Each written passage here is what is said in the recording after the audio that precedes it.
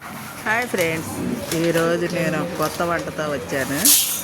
చూడండి, cabbage fry చేస్తున్నా. పచ్చనిపప్పు వేసి క్యాబేజీ ఫ్రై చూడండి నేను ఎలా చేస్తున్నాను. క్యాబేజీ ఒక అర కేజీ తీసుకున్నాను. పచ్చనిపప్పు అనేది శుభ్రంగా కడుక్కోవాలి. కడిగి స్టవ్ మీద పెట్టుకుందాం. అది ఒక అరగంట ఉడికితే చాలు. ఉడికేటప్పుడు కొద్దిగా పసుపు కారం పసుపు ఉప్పు వేసుకోండి. 5 నిమిషాలు ఆగిన తర్వాత కొద్దిగా ఉడికిన తర్వాత ఉప్పు వేసుకోండి. అలా మూత పెట్టుకోండి. ఒకసేపు అలా ఉడకాలి. కొద్దిగా ఇప్పుడు ఉప్పు వేసుకొని కల్లుప్పు అది మళ్ళీ ఒక 5 నిమిషాలు ఉడకాలి.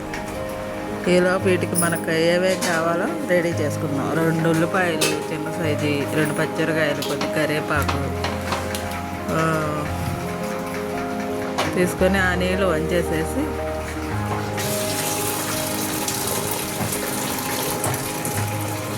ఆ నీళ్ళు అన్నీ వంచేసేయాలి. అల్లం వెల్లుల్లిపాయ కూడా నూరి పెట్టుకోండి. చిన్న అల్లం మొక్క, వెల్లుల్లిపాయ 2 నూరి పక్కన పెట్టుకోండి. నేను కూడా పక్కన పెట్టుకున్నా. ఇప్పుడు నూనె పెట్టి స్టవ్ మీద 2 గిన్నెలు నూనె పోస్తున్నాను. చూడండి ఫ్రెండ్స్, 2 గిన్నెలు కొద్దిగా వేయండి, ఎందుకంటే ఇది ఫ్రై కూర కదా. ఇప్పుడు 2 ఎండుమిరకాయలు గిన్నెలు వేసుకొని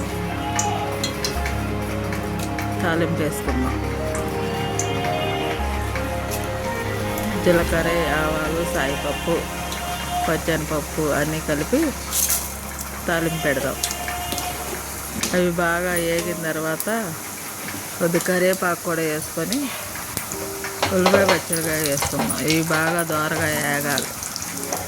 వేగిన తర్వాత చూపిస్తాను. ఎర్రగా రావాలి తాలింపు. అలా వేగిన తర్వాత మనం పక్కన పెట్టుకున్న ఉల్లిపాయ పచ్చిమిరకాయ, కరివేపాకు 2 వేసేసుకుందాం. చూసారా, అలా వేగాలి.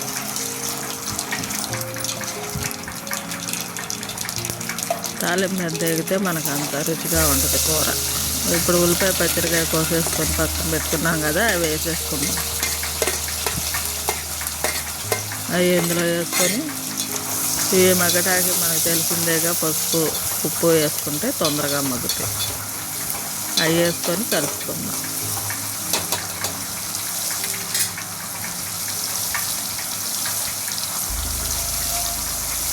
ఉల్లిపాయ కూడా బాగా మగ్గాలి. ఈ కూరలో ఉల్లిపాయ ఎంత బాగా మగ్గితే కూర అంత రుచిగా ఉంటుంది. ఇప్పుడు మనం ఉప్పు కూడా వేసేసుకొని కలుపుకుందాం. ఇది కూడా ఒక 5 నిమిషాలు ఉంటే ఊరికే మగ్గిపోతుంది.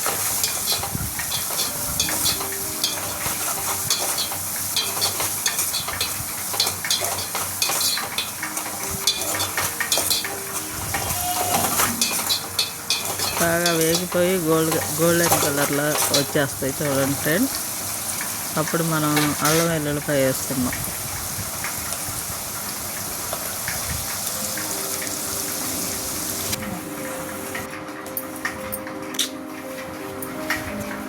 కాసేపు మూత పెట్టుకుందాం.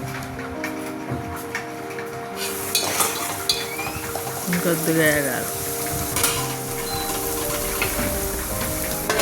అల్లం వెల్లుల్లిపాయ వేసేసుకున్నాంలే. వేగితే 2 కలిపి వేగితే కట్టుకున్న పచ్చివాసన అంతా ఉల్లిపాయ వంకిపోయింది. 2 ఎర్రగా అలా వచ్చినాక వేసేసుకోండి అల్లం వెల్లుల్లిపాయ. ఇప్పుడు బాగా 2 పచ్చివాసన పోయేదాకా వేపాలి. అలా గంటతో మనం తిప్పుతూనే ఉండాలి. ఆ పచ్చివాసన అంతా పోయిన తర్వాత మనకి మసాలా స్మెల్ వస్తుంది. అప్పుడు మనం ఈ పక్కన పెట్టుకున్నాం కదా, నీళ్ళు వంచేసేసి ఆ క్యాబేజీ వేసేసుకోవాలి. ఇప్పుడు పచ్చివాసన పోనింది.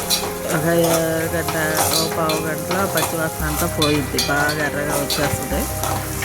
అప్పుడు మనం క్యాబేజీ వేసుకున్నాం.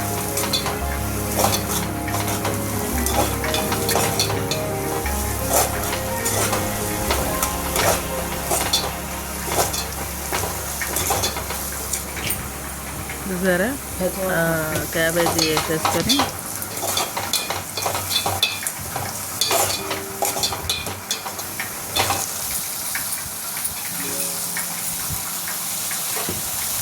పైకి కిందకి ఎగరేసుకున్నాం. లోపల మనకి ఇప్పుడు ఇలా తిప్పటాకు కుదరదు కాబట్టి గంటితో పైకి కిందకి ఎగరేసి ఆ తర్వాత గంటితో తిప్పుదాం. అదంతా మగ్గిపోయి మనకి పూర్తి అయ్యింది. చూద్దాం ఫ్రెండ్స్, చూపిస్తాను. ఇప్పుడు అలా గొడ్డతో పట్టుకొని మనం పైకి కిందకి ఎగరేసి స్టవ్ మీద పెడదాం. 5 నిమిషాలు ఆగిన తర్వాత చూద్దాం, అది మగ్గిద్ది. నూనె అయి పట్టి బాగా ఎగిరిపోద్ది. అప్పుడు కాసేపు మనం మూత పెట్టుకున్నాం. ఇప్పుడు గడ్డితో తిప్పుకొని మూత పెట్టుకున్నాం. నూనె అవన్నీ ఉప్పు అన్నీ కలవాలి కదా. దీంట్లోంచి నీరులాగా వచ్చి మగ్గుతూ ఉంటాయి. అది క్యాబేజీలోంచి నీరు వచ్చి మగ్గుతూ ఉంటుంది. ఒకసారి చూద్దాం. చూడండి ఫ్రెండ్స్, ఇలా మగ్గుతూ ఉంటుంది. కొద్దిగా ఉప్పు వేసేసుకుంటే తొందరగా మగ్గిద్ది. ఉప్పు వేసేసి కలిపి మళ్ళీ పెడతాం. కారం కూడా వేసేసుకోండి. అప్పుడే 2 స్పూన్లు కారం వేసుకోండి. చూసేసుకోండి. మీకు కారం కావాలంటే కొద్దిగా ఎక్కువ వేసుకోండి, తక్కువ కావాలంటే తక్కువ వేసుకోండి. నేను ఎక్కువే వేసుకుంటాను కాబట్టి 2 స్పూన్లు వేసుకున్నాను. మీరు కారం తక్కువ తినేవాళ్ళు అయితే కొద్దిగా తగ్గించుకోండి. ఇప్పుడు అలా తిప్పేసుకొని మళ్ళీ కాసేపు మూత పెడదాం. అది బాగా మగ్గిపోయి పూర్తయింది. చూడండి, అలాగా అంతా కారం ఉప్పు అన్నీ పట్టేలాగా తిప్పాలి. బాగా బాగా ఎగిరిపోయేదాకా ఓ 10 నిమిషాలు బాగా మగ్గాలి. ఉప్పు కారం అన్నీ పట్టిద్ది. నీరు గీరు అంతా పోయి మనకు నూనె తేలిద్ది. కూరలో అడిగినంత నూనె బయటికి వచ్చిద్ది. అప్పుడు చూపిస్తా ఫ్రెండ్స్. ఈలోపు మగ్గిపోద్ది. మూత పెట్టుకుందాం.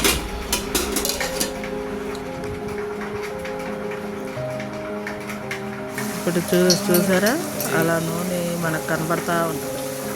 ఇప్పుడు మనం ధనియాలు జీలకర్ర పొడి అవి నేను చేసుకొని పక్కన పెట్టుకున్నాను. 1 స్పూన్నర వేసుకోండి.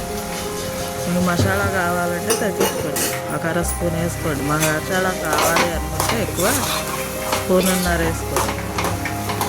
నాకు మసాలా కావాలి కాబట్టి నేను ఎక్కువ వేసుకుంటున్నాను. ఈ కూరలకు మసాలా వేసుకుంటేనే మనకు కమ్మగా ఉంటుంది. కూర రుచిగా ఉంటుంది.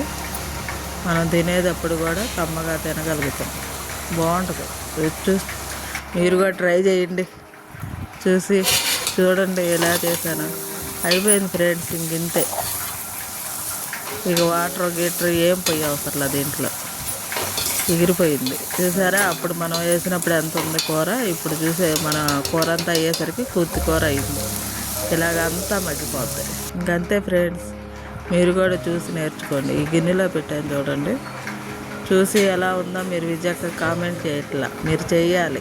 చేస్తే సబ్స్క్రైబ్ చేయండి, లైక్ చేయండి. మీరు చేసి నాకు సమాధానం చెప్పాలి కామెంట్ రూపంలో. లైక్ చేయండి, సబ్స్క్రైబ్ చేయండి.